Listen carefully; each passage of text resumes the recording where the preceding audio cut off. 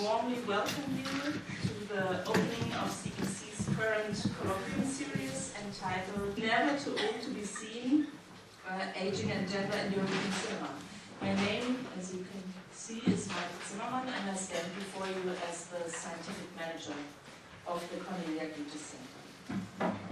Before these guys get into content, I'd like to say a few words about the frame in which we come together here. The colloquia are one of the most important regular formats of Cornelia Goethe Center, next to the Angela Davis Visiting Professorship, the offerings of Grade Center Gender, and our Gender Studies programs. The colloquia are interdisciplinary and internationally oriented and address not only students and scholars, but also interested citizens. Thus, they bear the promise to enable discussions even beyond the academic horizon. And particularly this time, the focus is on a topic that most of us probably encounter primarily outside of the university, namely the connection between age and gender as it can be seen on the stage of cinematic representation.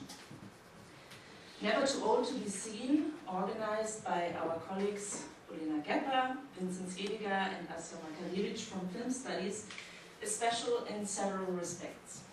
On the one hand, the question of age, or aging, has never been the subject of a CBC colloquium series in this explicit way before. On the other hand, we will deal with the connection between age and gender as it is thematized by different movies from different cultural backgrounds. Thus, in addition to theoretical questions and discussions, we will also let artistic performative works have their own say.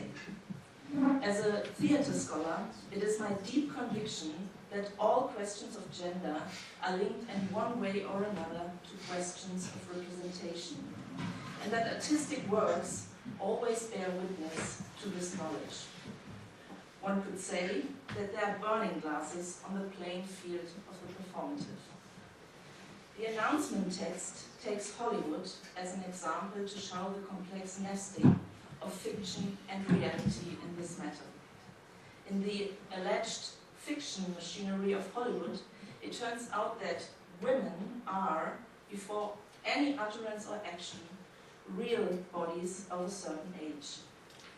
And although with Laura Mulvey we could still speak of mainstream Hollywood cinema as an art form in which a male gaze objectifies female bodies as images, it is at the same time the profound power of these images to constantly perpetuate or reinforce the boundaries of what a real woman is or can be.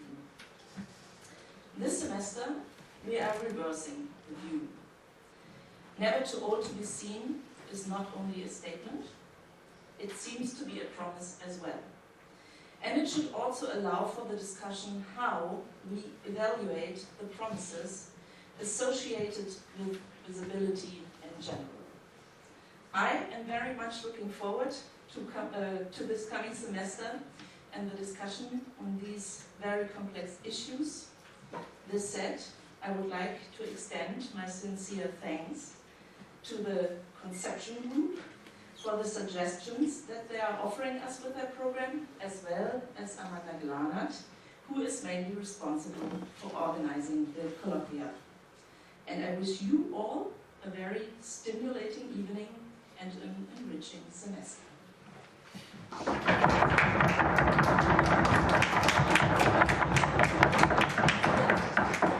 So, good evening from my side. We decided to let the panelists introduce themselves, and then Asja Makarević will sort of animate the whole debate.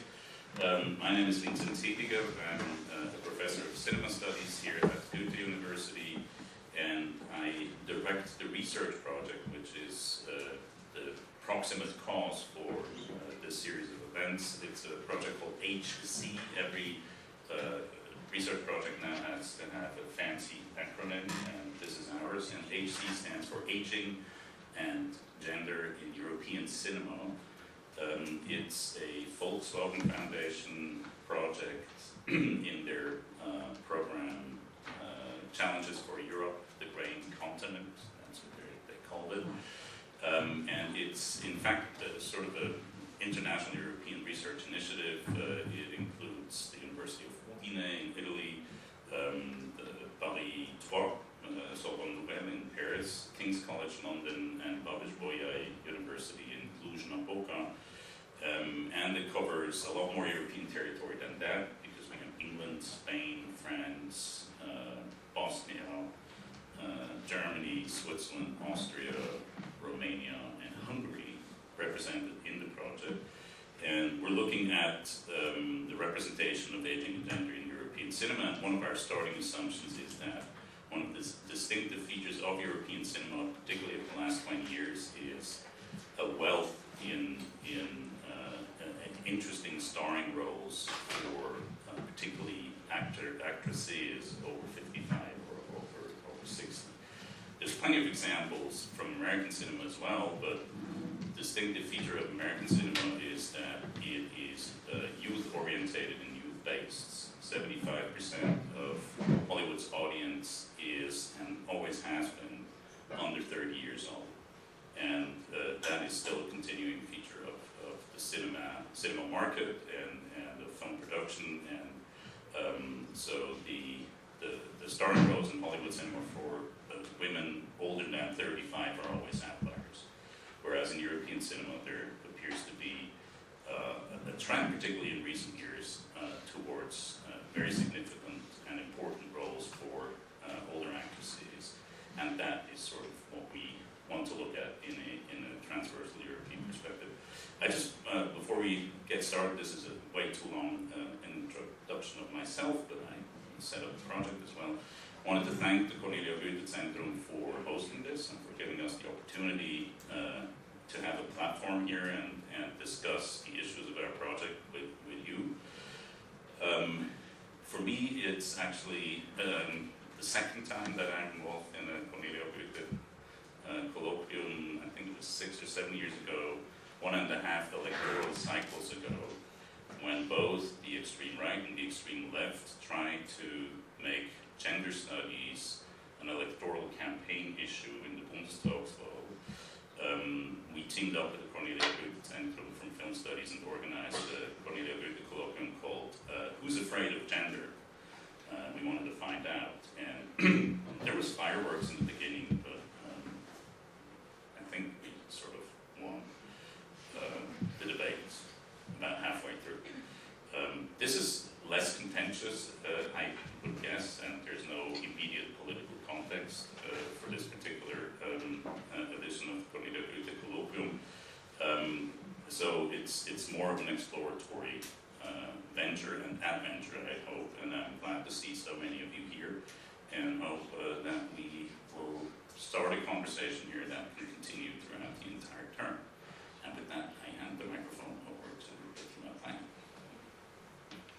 Well, thank you so much for inviting me and having this opportunity to be part of this discussion. I'm Bettina Kleiner. I'm the director of the Cornelia Goethe Center and also a professor of the science of education with a focus on gender studies and qualitative methods. Now you might wonder what my relation to film studies is.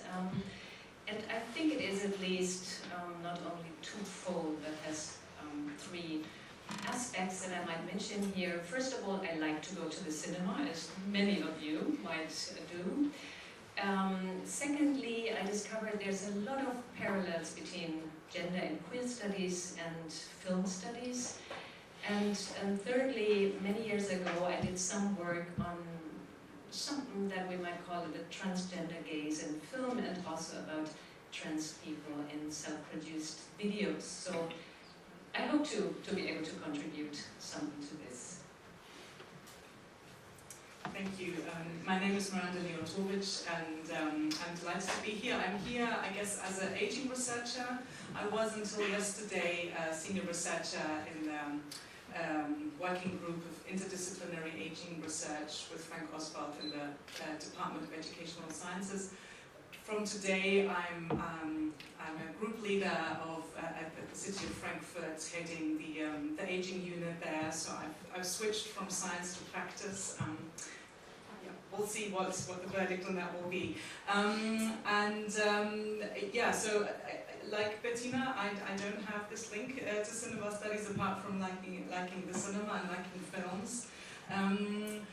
My research is based on aging, but also always in the intersection with gender, and moving into sort of queer studies as well, picking up on the biographical narratives of queer older people in data that I was lucky enough to come across and work with, and have had my work has always been very shaped by cultural gerontology, and I think that's something that we're going to discuss a lot tonight. And also to look at that even this kind of theoretical perspective can be picked up in different ways by different disciplines. I think that's what makes aging research very exciting, that you have so many different disciplines sort of dabbling in that field, and that it gets enriched by those different perspectives. So maybe what I'll be doing tonight is having a more sociological approach to cultural gerontology. We'll see what happens. Thank you very much. I'm Asja Makarević, and I'm very happy and honored to be here, to be part of this beautiful team. I'm, as Vinzenz Hediger already mentioned, a postdoctoral fellow in this research project, which started for me in May this year. It's something quite new. In regards to what I did before, I did my PhD here as well, and it was on post-war, post-Yugoslav cinema. It's something quite different than what you're exploring here, and my interest laid mainly in the questions of representation and challenges of representation. And this is something I would like to further pursue within this research group, and to see if I could relate it to production studies, as I used to work within film festival circuit. So I used to run Talent Sarajevo program, which is a program organized together with Berlinale Talents. It's a program for young aspiring filmmakers from Southeast Europe. So I'm always happy actually to combine my academic research and this professional path in film festival circuit. So we can begin now. I prepared some questions. I will start now with the first one. And before that, you saw one film today. Some of you saw. By Bettina Kleiner. I hope you enjoyed it, those who saw it. This film will be actually topic of our discussion on the 31st of January. And I think we will be able to show some excerpts from the film if we don't organize another screening. And we will make a cross-analysis, so joint reading of this film and another Serbian film from last year. Have you seen This Woman? So I will be looking at the Swiss film, Vinzenz will be looking at the Serbian film, and then we will comment on each other's readings. So I hope it will be exciting. Yeah. So I invite you actually before each lecture to attend accompanying screening, which will be related to each lecture within this colloquium. And now let's start with questions. So the first one will be very theoretical, and then we can, relax along the way more. So for gerontologist Leonard Heydrich, aging is an increase in molecular disorder. He sees it as a loss of molecular fidelity. And for cultural gerontologist Rüdiger Kruno, aging is not a description, but a judgment. It means that it's a cultural construction of a biological phenomenon. So I'm interested in your take on these two definitions. Do they relate to each other, or they completely exclude each other? And what film studies can tell us also about it. So perhaps Miranda can start. Okay. Thank you for this question. Well, Heydrich is obviously coming from a biological perspective here, and maybe it's one of the most dominant ones, not just in aging studies, but in other areas as well. is to say this is natural and it's inevitable. You know, your molecular structures change as you grow older, and your body changes and you start to show it and you become slower. And he talks of disorder here, which is also assuming that there is order, that there is molecular order until a certain time, and that there's a breaking point and you get disorder, which is a negatively connotated word, and that already then shapes quite strongly what our perceptions about aging might be. And I think there we already have a great parallel with gender studies, where gender too is considered a natural thing, that is, it is the way it is, and why question it? And so when we have gerontologists coming from other disciplines, like Kuno here, who talks about aging as a judgment, it's sort of considered that yes, we are aged by our bodies. I mean, there are different schools of thoughts here. I wouldn't exclude a biological understanding of aging, but at the same time, we could also say people are aged by structure, for instance. For instance, by the structure of stopping employment at the age of 67 in Germany at the moment. And once you've reached that threshold, just before and also after, you transfer into a different age where people look at you as someone who is not being productive anymore, is not contributing to economic systems, has now become dependent on a financial system that, yes, they have paid into, but is being paid for by following generations.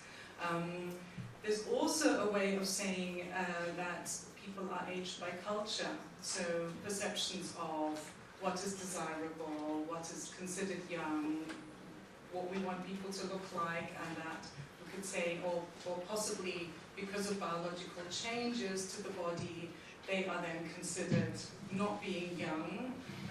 They are some kind of disorder that is less attractive, and that then people are moved into a category where they are considered old, and again, there is a negative connotation to that. So there's different ways of looking at this, and one can see that they are connected. I think what is also important, and obviously I think this will be quite clear to the audience here, is that like many other categories, age is a social practice. So it's things that people do, and they are situated in language, in materiality, in social structures, in the body itself, and that's enacted on and reenacted, and it's read by other people, so it's reinforced. It's a very circular, grinding process, and that is one reason why we could also say that the way people age, and particularly how they've been aging the last 20, 30, possibly 40 years, is quite different to the ways people have aged until the mid 1980s and let's say 20th century. I might come to that later, otherwise I'll be talking for too long. But just to show that yes, we can look at aging from these different perspectives. Okay, I think many things have been said. I mean, obviously, and that's also something you hinted to already, these two perspectives remind us of thinking about sex and gender.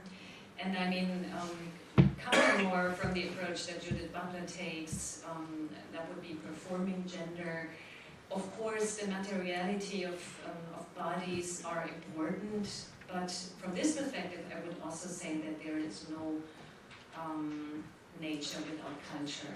So even if there is a bodily experience and the embodiment of age, it's very important how we look at it, how we perform it, what materializes during these performances, and what are the norms that govern performing age, if you want to put it like that.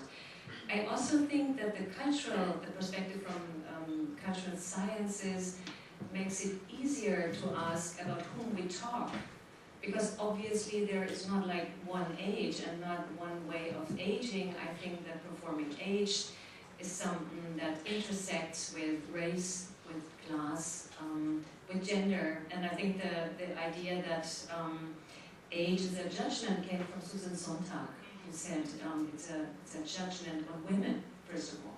So Susan Sontag already made us aware that there is an intersection between age and gender, and I would broaden that very much and say between age and gender, sexuality, but also race and class. Thank you. Maybe I want to start my statement or my response by highlighting two things you said. First of all, the use of aging as a transitive word. It is something that is done to you. It's not something that just happens. It's an organized social activity, so to speak. I think that's a very important point. And the other thing I want to highlight from your statement is your deconstruction of the notion of molecular disorder. You clearly teased out the implications of that concept and said, it implies that there is a certain point, there was order and then there's a breaking point and we enter a state of disorder. I think the lesson we can take away from that is that biological claims are, of course, made in conceptual forms, and those concepts can be read as concepts and deconstructed as concepts. One of the things that I like to say about biology is that it is essentially historical science, because it only came together through the theory of evolution, which posits the unity of all life forms through filiation. So that's a history of life, and so essentially biology is a historical discipline. It's not me who says that, it's Wolfgang Goethe, who is a biologist by training, but also an SDS person. And so the first thing I think that I took away from your statement is never take biological or biologist claims, biologistische claims, at face value, because they're also part of the discourse and they're formulated in certain conceptual framework. Just to hark back very briefly to the previous Cornelia Goethe Colloquien, the opening lecture in that series was by a medical researcher who is doing work on hermaphroditism. And basically her statement was, there are more than two genders. And that's the view from medicine. It's a continuum. And anyone who comes in the name of biology or the medical science and says there are two genders and everything else is just, your ideology is not in tune with the state of research in the very field for which they claim to be speaking. So I think that's a very important point to make. Never accept biologists' claims at face value. Anyway, so thank you for that. The short history of cinema studies in Germany is, I like to tell it in the following way. Cinema studies was invented in Frankfurt as a feminist discipline coming out of critical theory. It was like literally a group of feminist philosophy students, queer people, decided to, when Adorno died, decided to go to the cinema instead. That's Ida Stuckmann's career path. She was the student of Adorno. Adorno died. Philosophy was no longer as exciting and interesting, so they went to cinema instead and started cinema studies in this university, literally as a feminist career project. So there's a strong legacy and a strong connection between cinema studies in this place, but I would say, generally speaking, and gender studies approaches. And Mayte quoted Laura Mulvey, Visual Pleasure and Narrative Cinema, which is still the most quoted text in cinema studies, and the most, to use the hip new adjective, the most generative in cinema studies, because what that text did, which can be summarized with the very simple formula that the gaze in cinema is male, and the gaze in mainstream cinema is male, is it led to a series of responses of people saying, first of all, we're not just sitting there passively, but femininity in cinema is a kind of masquerade. Then we have bell hooks who said, this is a sectional feminist position. As an African-American woman, I don't figure either in the films or in the theory. And the next step, of course, was queer theory and the question of the transgender case that Bettina Kleiner was referring to. And so you could say that in the history of film theory so far, there has been very much an intersectional dynamics playing out in a way in response to the original feminist claims. And you could say that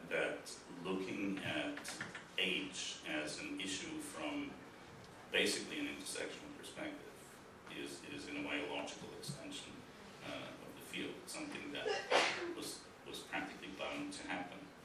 And going forward, I think exactly what you, Bettina, and Miranda was saying or pointing to as the key stakes will also be important from a cinema studies perspective.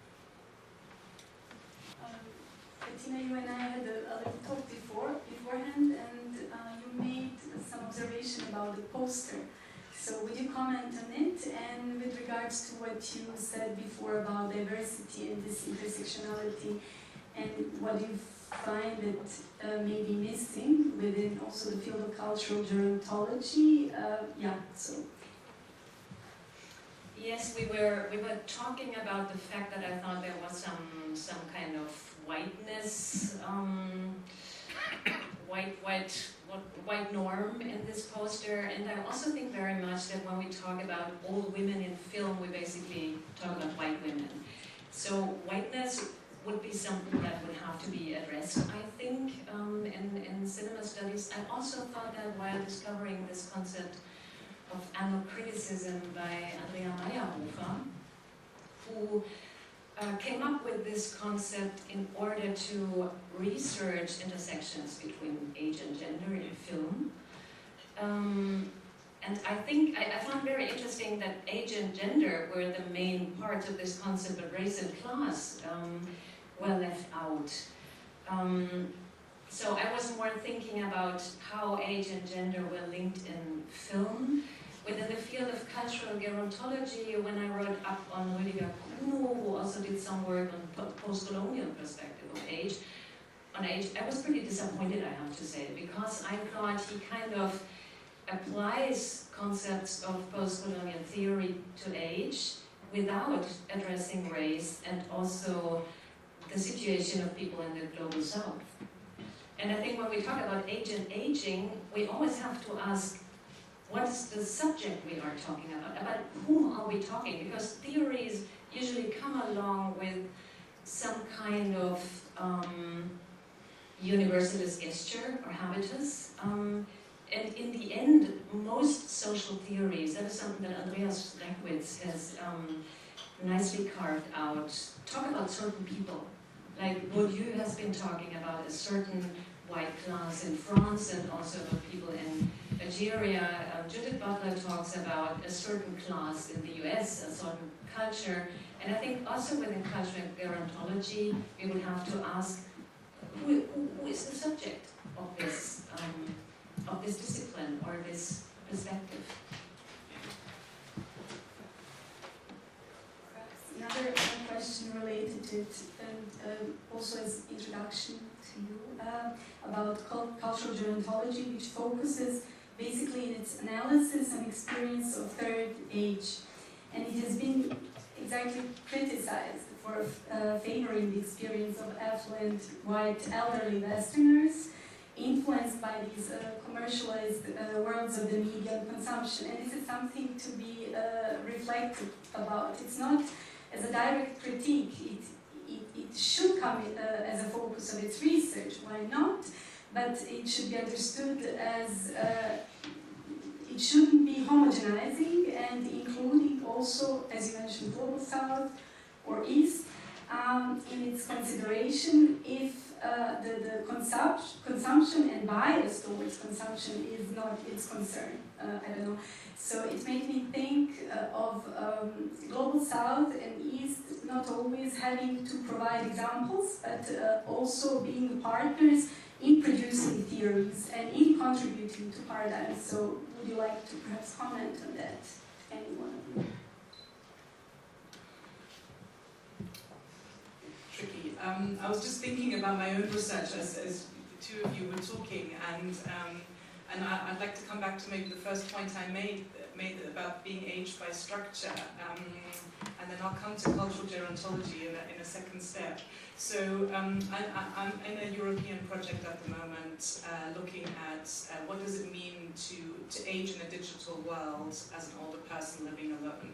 And we've got Sweden and Finland, Latvia and Germany. And I think what the strongest case is always Latvia as a country that is completely digitalized. So the government has decided we are going to become a digitalized country. They changed all their laws, they've got all the structures in place. However, their older population predominantly lives in rural areas, and the rural areas don't have access to internet or very poor access. So they've basically cut off half of their population. And we have so many examples of Latvia where that sort of reminds me of some of the situations we had in other parts of Europe, but just sort of to look at how important structure is. I mean, how do we organize our social worlds? And what role does age in this case plays? And it's not that the government decided, oh, 60 plus, we're just going to ignore them. It was more of an infrastructure decision that they made without thinking about who they were going to exclude. And also relying on a very strong family network that would then provide for those people who are not online. And I think, again, that's very interesting with Latvia being a post-Soviet country where there would have been a lot of state provision for older people while it was still a Soviet country, and that being completely changed and privatized and sort of neoliberalized with a very strong focus on family ties now. So older people are left in the lurch. If you have family, okay. If you don't, you're pretty much on your own. And then we have obviously these other three countries where it's panning out quite differently. But it just strikes me again and again how important it is to look at it. So what does it mean to age in a certain context? That could be a national context, but it could also be another one. So it's, in a way, yes, we have theories on aging. I would absolutely agree they're completely Northern Hemisphere centered in the largest sense, very North American and European. It's very difficult to transfer them, and I spent a lot of time in the UK, and a lot of cultural gerontology comes from there, and early work there. And I was always very inspired by it, but I also found it quite difficult to transfer it in a way to even the context in Germany. So it constantly needs adapting, and you can do that on an empirical level, and you can do it by looking at social policy, but you really have to do that. You have to have done your homework all the time, and because these things also change all the time, you have to sort of adapt. So sometimes I feel like, oh, surely we've done this before, but it needs doing again every time it changes. So in terms of your question and cultural gerontology, I think the reason why it's something that I'm very strongly drawn to, and other people within gerontology at large, or social gerontology, is because it really helped to shift our focus. So as much as I said structure is important, and it's, we need to look at that, it is the origin of social gerontology was to say people are aged by structure. And because if you have a system where there isn't, so the UK, for instance, has a very low state pension. Historically, it's always been very low until this very day. So you have to have other means of income to survive in later life. And it was taken as a given that you retire and you become a poor person, literally overnight, a bit like it is in Latvia today, among other countries. So cultural gerontology then came along and said, okay, but look, we now have a growing older population, and they seem to have more income than the state pension. They seem to be quite wealthy. If we look at the numbers, we have a large population of wealthy people. Where have they come from? So they've started to look at that, and they've started to look at what does it mean to be an older person in a very changing social world. And that's a perspective I've always found very interesting, to say, okay, so maybe we do actually have to have a look at wealthy people without losing sight of everyone else who is still struggling. And what cultural gerontology in a way has been able to do is also to look at, where do older people go if they are poor, if they don't fit into a larger consumption system, and what do they do and how do they come to terms with it. And I found that very refreshing, and at some point I think you also quoting Wendy Martin and Julia Twig, who sort of said we're trying to get out of this constant negative narrative of later life. Yeah, the decline. The decline narrative, exactly. Yeah, and sort of seeing later life and saying later life older people as a social problem. Yeah. Which actually brings me to the topic close to the film studies. Perhaps Vinzenz can help me a bit. So The field is, as you said, marked by this focus on mediatization, subjectivity, and agency of older people, and brings back in focus experience of their everyday life. And it could be also politics of everyday life. It doesn't have to be, you know, solely something to be criticized. Yeah. What could be opportunities with some films in mind and within film studies of having such overview, and how this focus on the third age, perhaps that could be the next question, can open and theorizing on third age can open itself up to the fourth age and across cultures. And this is a question for you while having films in mind, so if you could. It's too complicated? Yeah, no. Thank you. Let me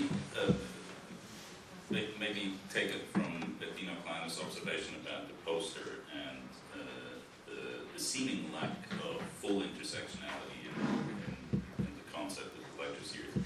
The full proposal has a whole spiel about race and class as well, and we're hopefully going to look at it. But we chose a picture of Kathleen Woodward in a film, and in that particular shot where she poses with a sculpture, and the whole shot is about 19th century ideas of female beauty and how that plays out as opposed to, or also through her aging body.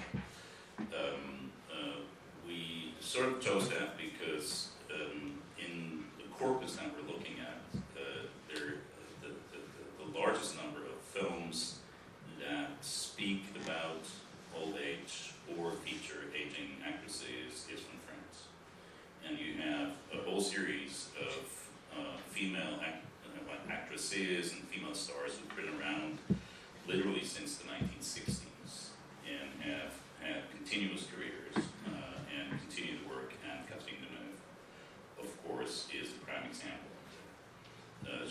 Her first big film was 1963, 1964, an early Polanski film, and she's been around ever since. She's making like 3 films a year.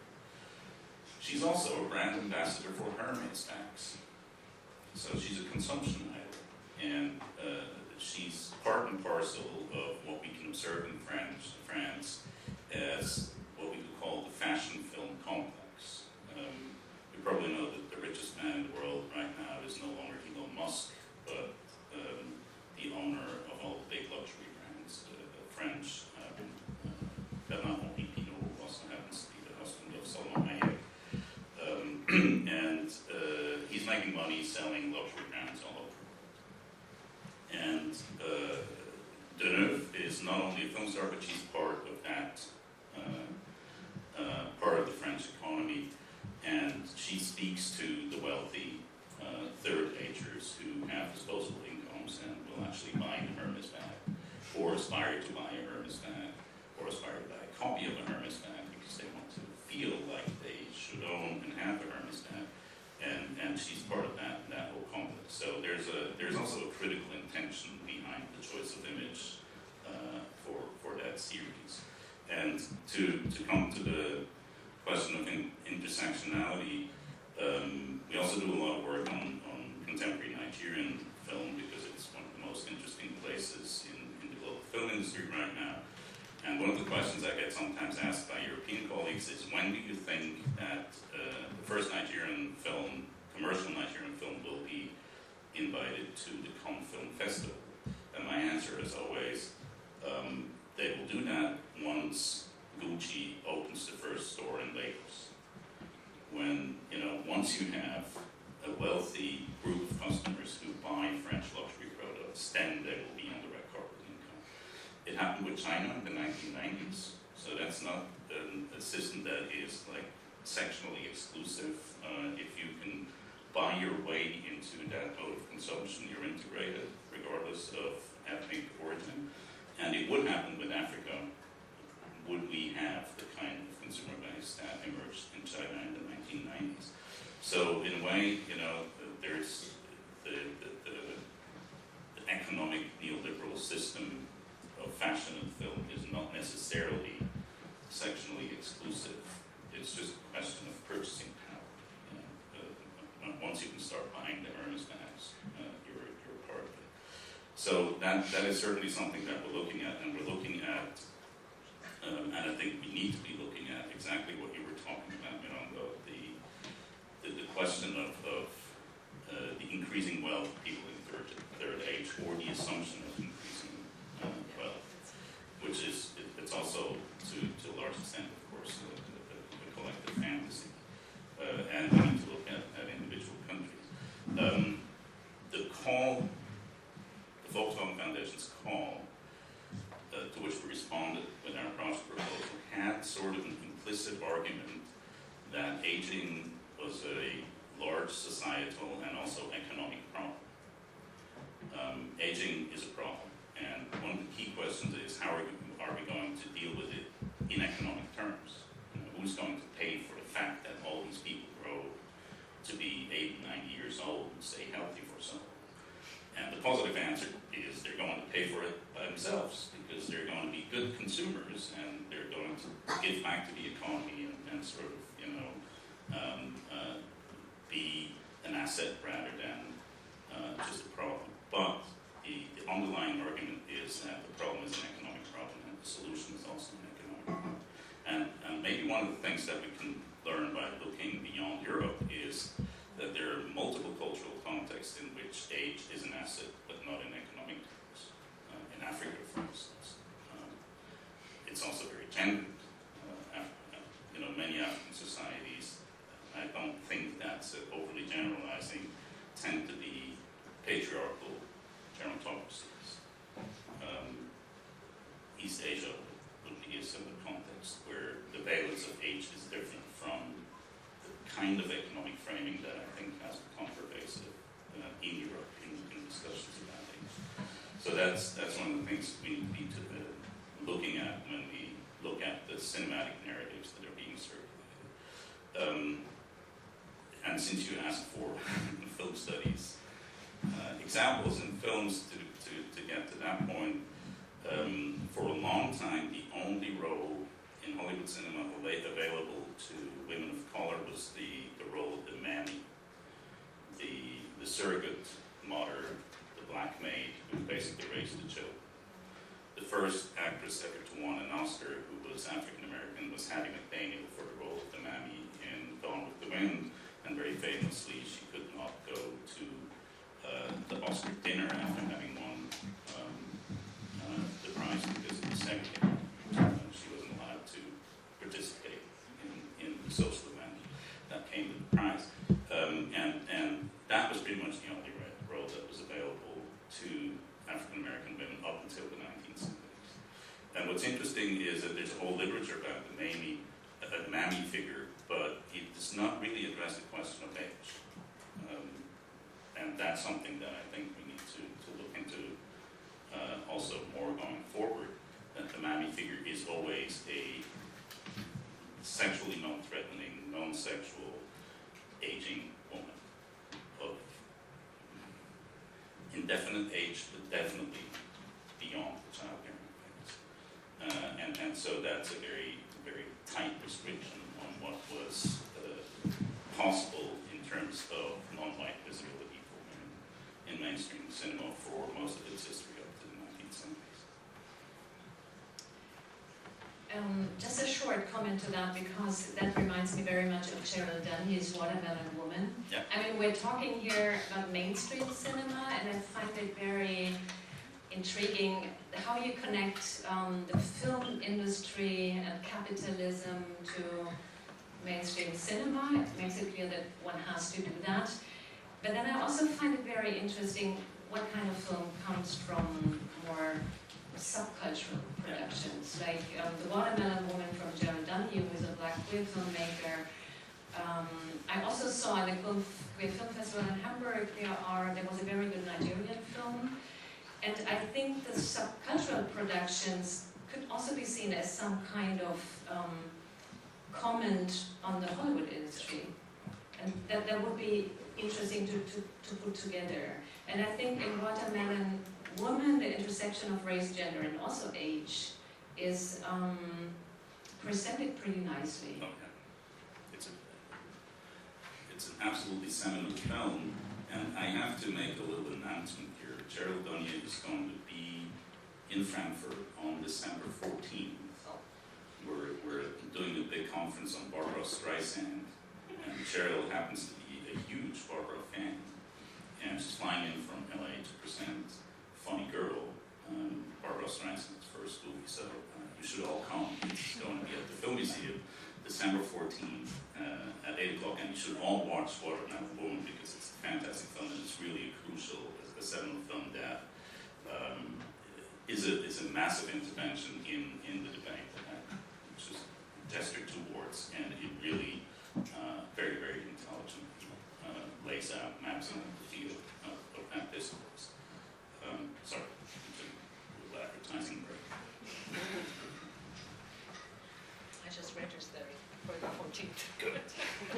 My comment on this, also part of our project, is European art house cinema, because European cinema is mainly state-subsidized cinema, which provides more freedom in terms of creative choices done by filmmakers, and also provides a space for female actresses over 55 and 60 to have these leading roles, which is a part of the project, and is something that will become focus of our research also through the selections of different film festivals that we are going to have a closer look at. So this would be, but subversive, so more radical cinema making is definitely a good commentary to this, let's say, blockbuster cinema and more famous examples.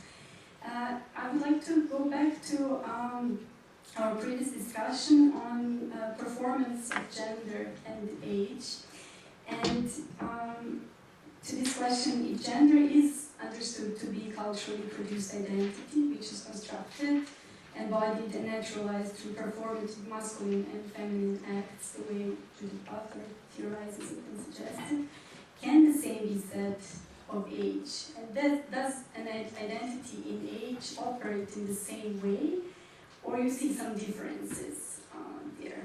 Because I'm a bit puzzled by, can we use the same analogy when we speak about age? So I would like to hear you, Bettina, first, and then perhaps you, Miranda. Well, difficult question. I'm not sure I have a clear answer. I think we could talk about the performativity of age, but at the same time, I mean, with Butler, for one thing, Butler goes beyond the binary. Of course, their theory is not just about performing masculinity or femininity, but also performing queer and trans and whatever, and not just the binary logic. For Butler, the structure is the heterosexual matrix, say an intersection of the binary gender and heterosexuality as a norm. So certainly ageism would be the structure then that governs the performance of age, the performing age, let's put it that way. And of course, ageism works on a different level as heteronormativity, if you want to compare both of them.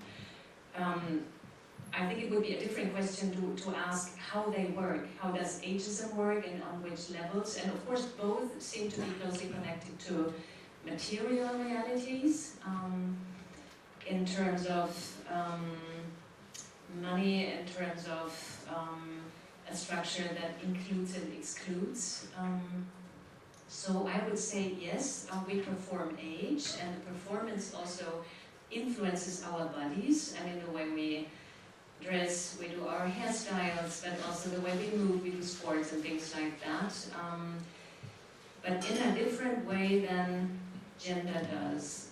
Although, I think, I mean, if we talk about transgressing limits of gender, the gender binary, we could also say, with the help of operations, for example, people can also go younger.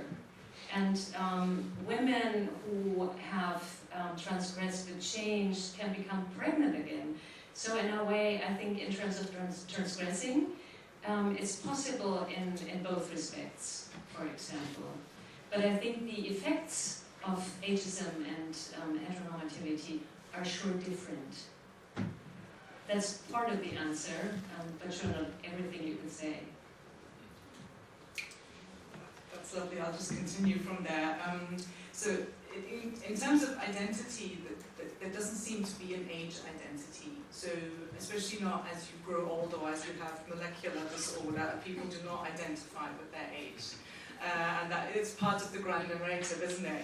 You don't ask how old someone is, you don't say how old you are, and if you want to transgress, you're more likely to transgress towards the younger part again than to say, well, I'm going to knock another 10 years on top. So there's no identity. So we don't have this identification with age, even if we were to take a very crude binary of young-old. So you might identify as someone young, you're not necessarily, you're unlikely to identify as old. So that maybe as a starting point. And then Bettina, what you said about heteronormativity, actually I think it shapes aging in a very, very strong way. So I've talked a lot about sort of the narrative of decline and structures making people old and defining them as old. But what we've seen since for a while, but maybe with a very stark turning point in the 1980s, was this concept of successful aging, which was developed within the realm of psychology to say, listen guys, look, everyone's growing older and you can work on your molecular disorder by doing certain things that will be good for your body and for your mind and being socially connected. And if you do this kind of program, you will not only grow old, but you will be able to compress those years that might be in ill health to such an extent that you could sort of have a happy and healthy life until the very end, until you drop dead. And this has been the most successful gerontological theory available. It's knocked out everything else. And the critical social sciences have been battling it for the last 40 years. But it prevails, and I think what's interesting about it is to then look at what are the mechanisms that work there, what is it trying to appeal to, and it's very much appealing to heteronormative understanding of life. You know, become a successful ager as a woman by keeping your youthful appearance, not too much, but you know, in an attractive way. Yeah, please remain slim, possibly dye your hair, not in a crude color, of course.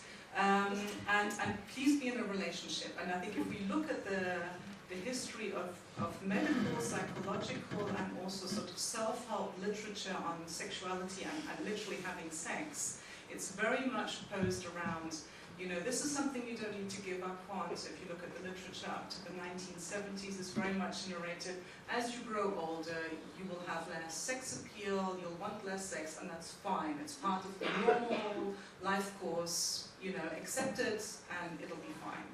And then it very much switches to, actually, no, you can continue to have sex, you should have a partner, you don't have to be alone. Yes, your partner died, never mind, find someone new. And then it sort of switches literally to, oh, you're in your 80s and you're not having sex. You should go and talk to your GP, yeah?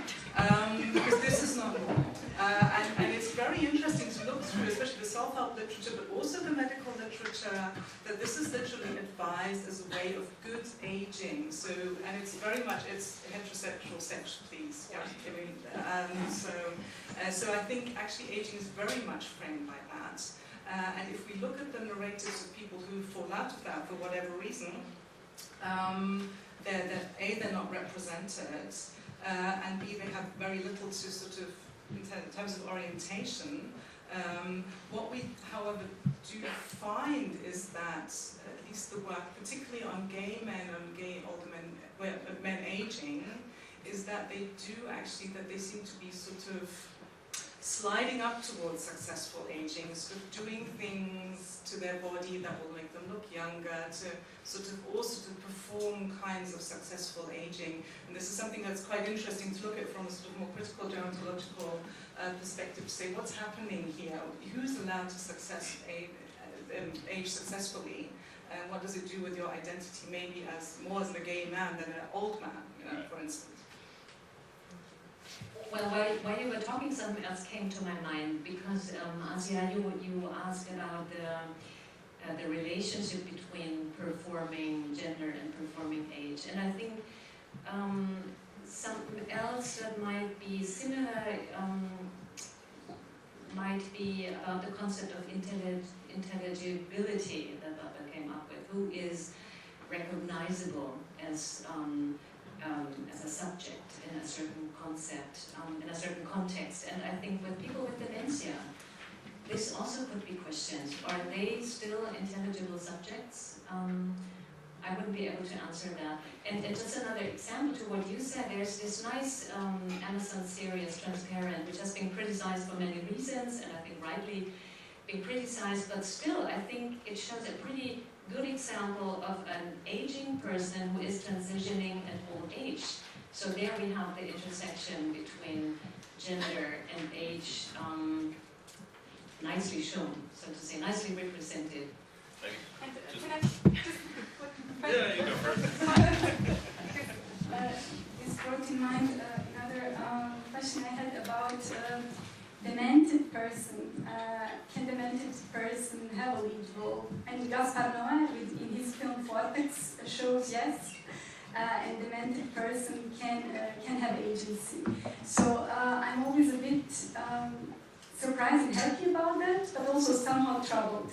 I don't know what your take would be on this matter. I find it's really great that film does it, and there is space also for such characters. I don't know what you think about it, Vinzenz, and perhaps you could also tell us something about de-aging techniques in cinema today, and CGI, and old male stars getting older and younger as are missing. Thank you. I was just going to say, when you were talking about the heteronormative core of the notion of successful aging, that we have an interesting group of films in our corpus, Spanish dramas about widows who choose a new partner, but it's a woman. So they turn queer in old age. And so we're trying to figure out why that is, and why we have this trend in Spain. One film industry explanation will be they're trying to get into the vein of Almodovar films, who is by far the most successful Spanish film director of the last 50 years. So, they know there's an international market for queer stories coming out of Spain. Maybe they're going there, but there must be a more profound explanation for that. And Luis Fejo is working on this. Luis is also going to speak in this series, and he's coming in. Bettina was already talking about it, we were talking about it, the norms that people internalize and then externalize again, for instance through cosmetic surgery, in order to conform to certain notions and stereotypes of what an age-appropriate look or role should be. The history of cosmetic surgery starts with where the first big market for cosmetic surgery is American Jews trying to have less showy noses and trying to blend into American society. And then it expanded from there and became a big business, not least promoted through the example of aging movie stars who chose to have facelifts and try and keep their appearance as young women, or to try and conserve their look from when they were 30 or 35 years old. Not always with convincing results. There are very, very few American actresses who are not lifted. And there are some who openly speak about it and reflect on it critically. Jane Fonda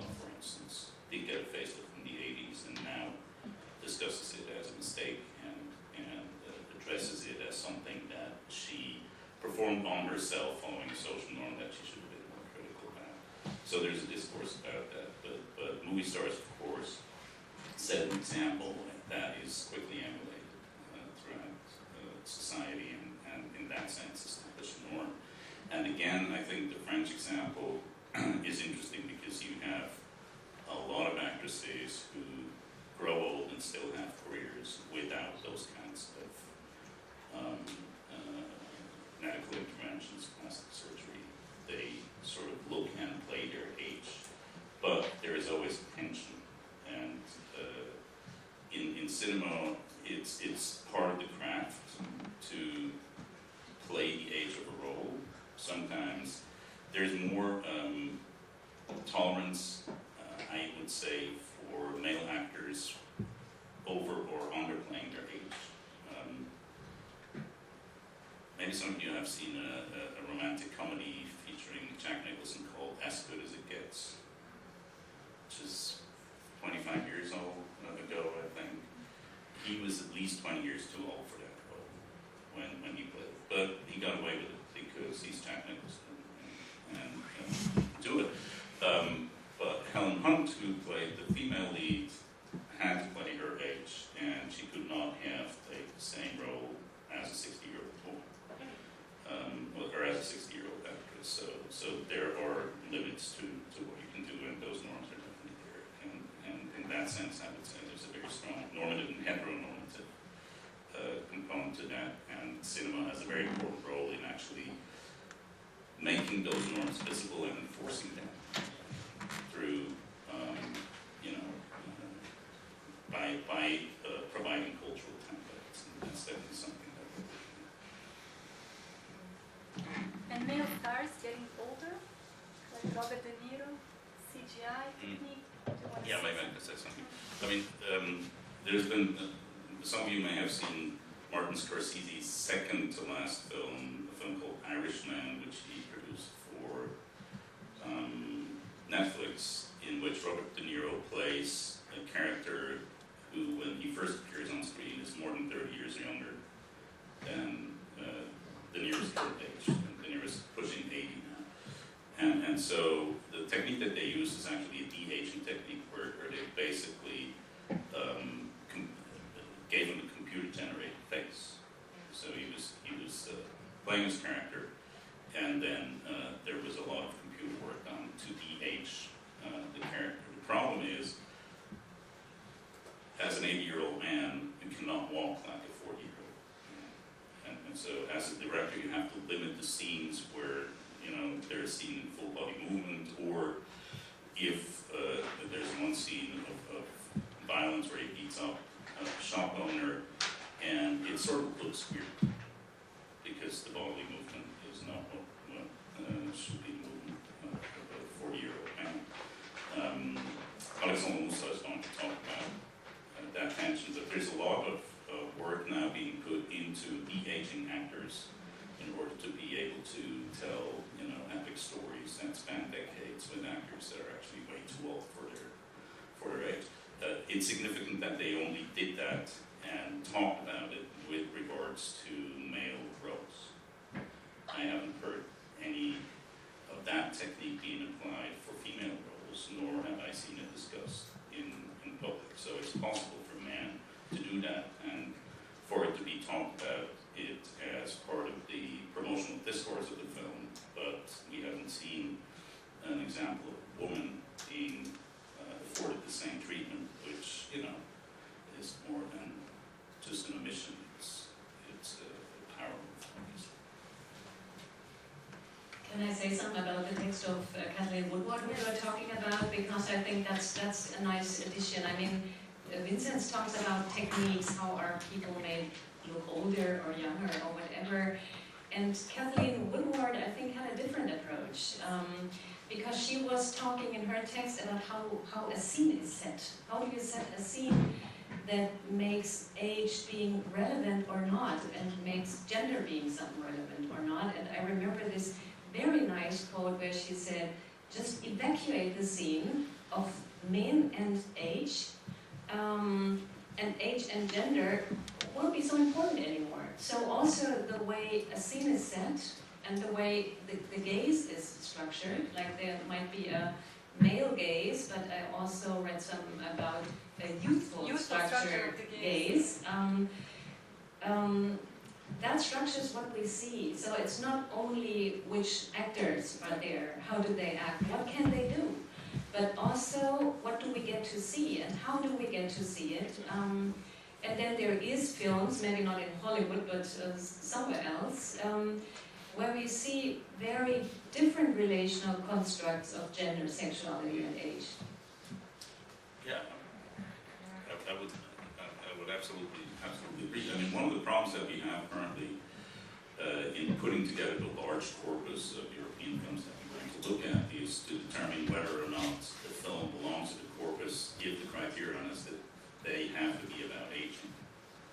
You have a lot of films where actors in the third or fourth age appear, but the stories are not necessarily about aging, but they could still be relevant to what we're interested in. These are my favorite examples, I must say, because they are beyond representation. Yeah.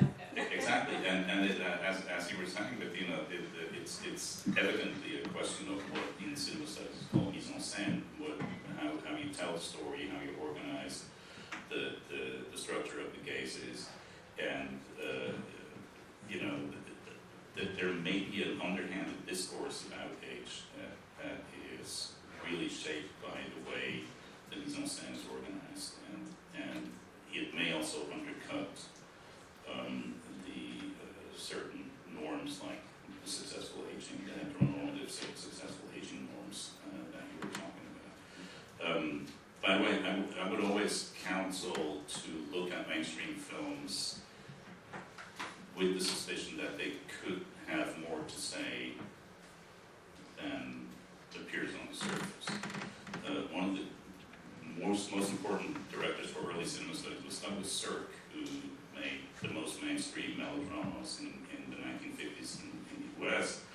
But if you look closer, you see that they're actually sort of feminist critiques of patriarchy.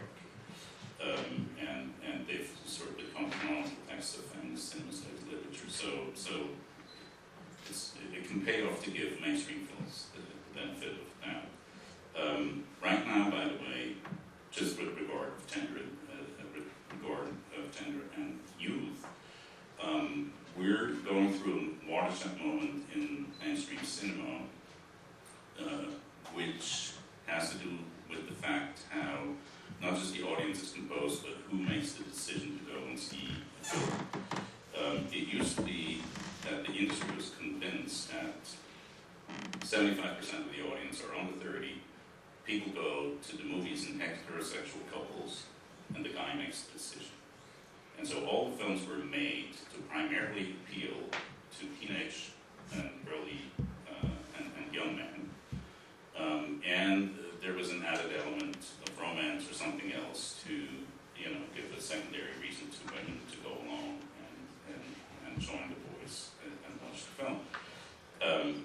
The industry was absolutely convinced that that was their formula of success. You could say they were being cynical about their audience, the way politicians are cynical about their voters. Currently, all German politicians seem to think that their median voter is a rabid racist who needs to be satisfied with cruel, xenophobic policies, which tells you more about what the politicians think about their voters than about their voters. And so there was a similar argument that you could make about Hollywood. But what we're seeing right now is that there's a clear shift in the industry's perception of the audience and in the audience's behavior. It's no longer the boys who make the decisions. And that changes the films. The films are now made at least as much, if not primarily, for women. Which is why Barbie, by the way, was such an important moment in pop cultural history and the history of the Hollywood system. Mark my words, that film is going to change a lot. And so those kinds of changes are possible from within the commercial film industry system, but it's, of course, always important to go and look at films like Watermelon Woman, because they very explicitly reflect on what may only be subcutaneous in mainstream films. Or to put them in the dialogue. I Yes. think it's always...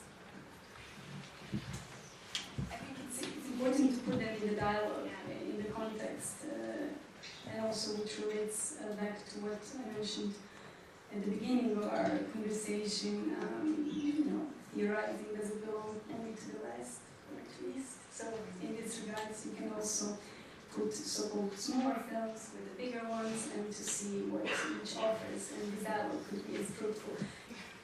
So to finish here, thank you very much for being here and for enjoying this discussion as much as I did, and we will see each other soon again. Thank you very much for being here. I hope you enjoyed it, and please come in 2 weeks on the 15th of November.